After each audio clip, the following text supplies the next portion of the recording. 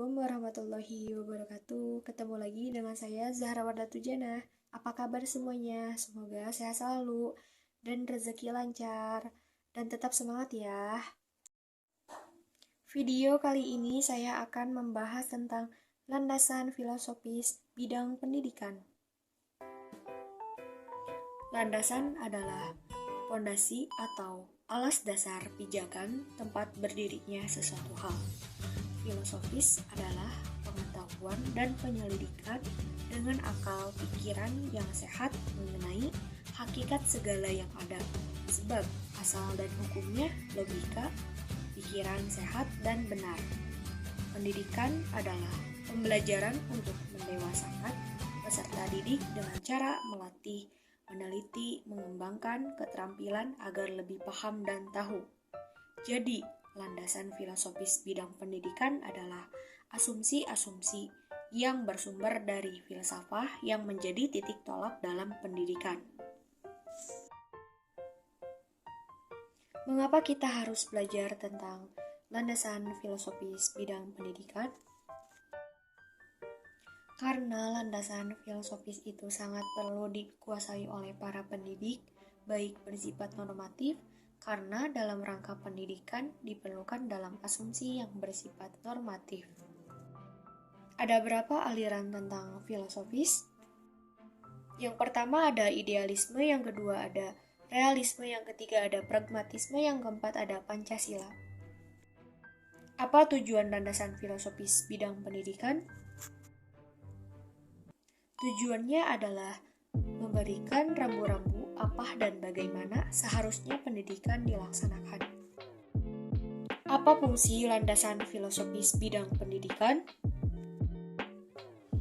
Memberikan rambu-rambu apa dan bagaimana seharusnya pendidikan dilaksanakan, sehingga ada pertimbangan, pandangan hidup, kesadaran, cita hidup yang meliputi suasana kebatinan, serta falsafah bangsa Indonesia yang bersumber dari Pancasila dan Undang-Undang Dasar 1945.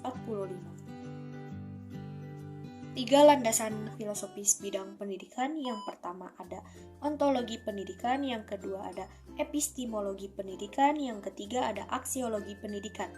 Ini harus tahu bagi tenaga pendidik.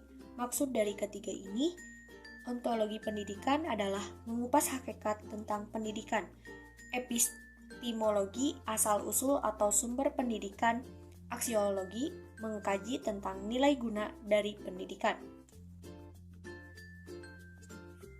Materi landasan filosofis bidang pendidikan adalah melihat pendidikan dari makna dan hakikat pendidikan itu sendiri. Mengapa pendidikan memerlukan landasan filosofis? Karena pendidikan bersifat normatif, maka perlu asumsi yang bersifat normatif pula. Apa sih normatif? Normatif adalah bahwa pendidikan harus bersumber pada tugas-tugas perkembangan dan kriteria kedewasaan. Sifat-sifat ilmu pendidikan adalah sifat empiris, rohaniah, normatif, historis, teoritis, dan praktis. 5 faktor yang mempengaruhi pendidikan. Yang pertama ada faktor keluarga. Anak pertama kali belajar dari orang tua dan orang dewasa di lingkungan itu sendiri. Yang kedua ada faktor sekolah. Di sekolah anak-anak akan berinteraksi orang-orang di luar keluarga yang berasal dari latar belakang yang beda, pula asuh yang beda, nilai kehidupan yang sama. Yang ketiga ada faktor lingkungan. Faktor lingkungan adalah bahwa anak terpengaruh dan tidak terpengaruhnya, bagaimana lingkungan pendidikan yang baik atau yang kurang baik, kondusif ataupun yang tidak kondusif untuk pendidikan. Yang keempat ada faktor fisiologis. Fisiologis adalah kondisi jasmani siswa dapat berpengaruh pada kemampuan menerima pembelajaran. Yang kelima ada faktor psikologis, adalah siswa yang bermasalah dalam keluarga, perasaannya, emosinya akan berpengaruh dalam kemampuan belajarnya.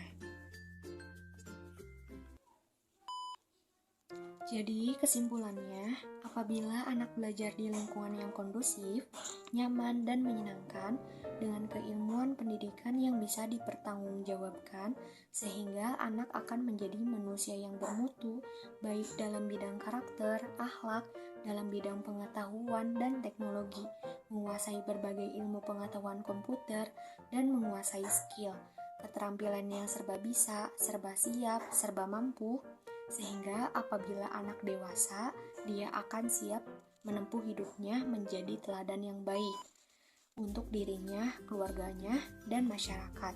Bahkan dibutuhkan oleh semua kalangan termasuk pemerintah, sehingga siswa tersebut dinyatakan siswa yang sangat berbobot.